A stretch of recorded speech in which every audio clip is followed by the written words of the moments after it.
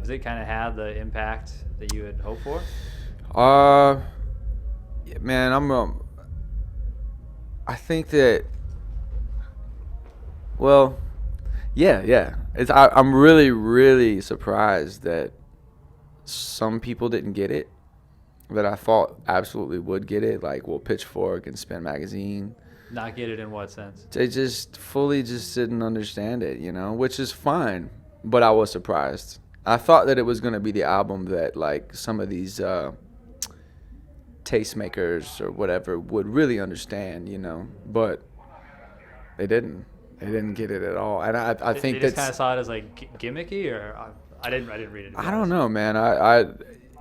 I think that they just plainly do not come from where I come from, and it's too much. It's too much of where I come from. If you for A are not from where I'm from, and or not interested in that type of shit, you're gonna hate it because it's not for you.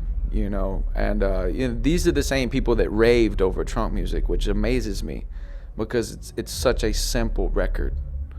You know what I mean? And it's such a one lane of a style. Whereas I would see the fucking Love Story as like a breakthrough, but I think that, people will always have their favorite from whatever an artist that got him on to what I was doing. But listen to these motherfuckers. Hey, shut the fuck up. I'm doing an interview, man. How do you turn this radio off? Apparently like that. Apparently that works. Alright. They're fired. Fired. Your shit's just blowing up. I didn't know there was a radio in here. I'm really sorry. And why it's on, I don't get it. So, yeah, sorry, you're talking about kind of Spin and Pitchfork, just not. Yeah, and there's quite a few, and there was great reviews from a lot of people, man. But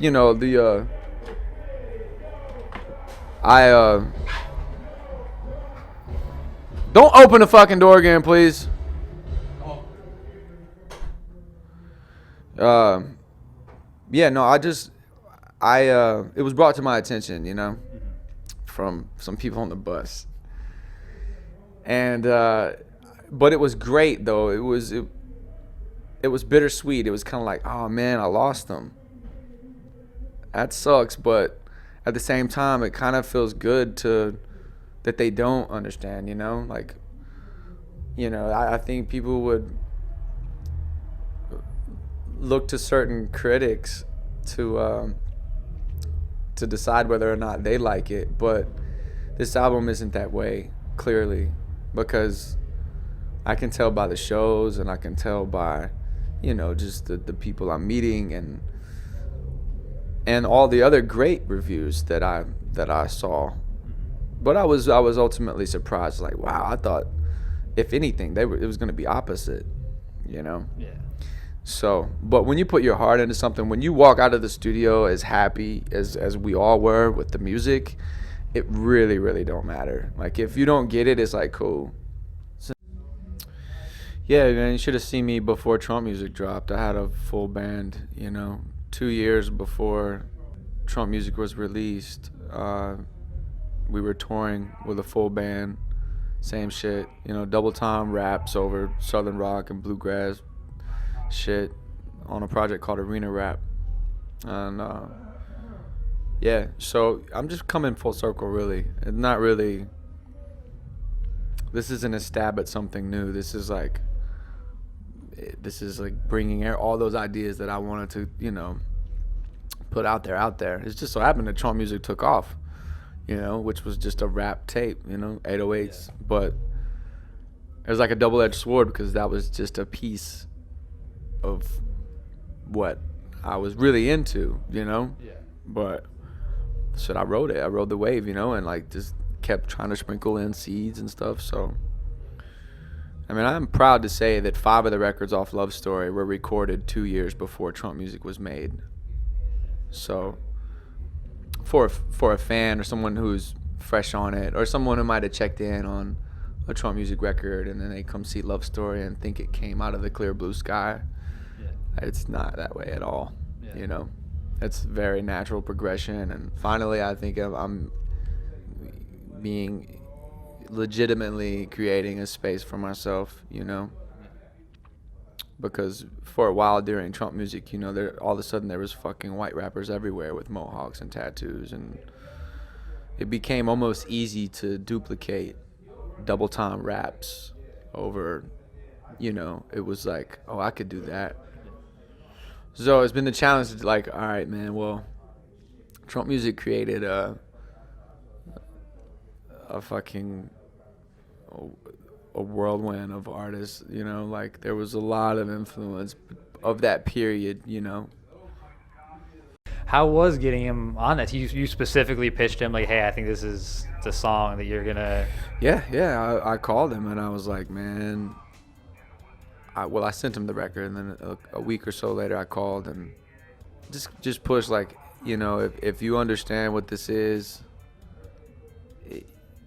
it's gonna be great, you know. If you don't, you don't. That's cool too, you know.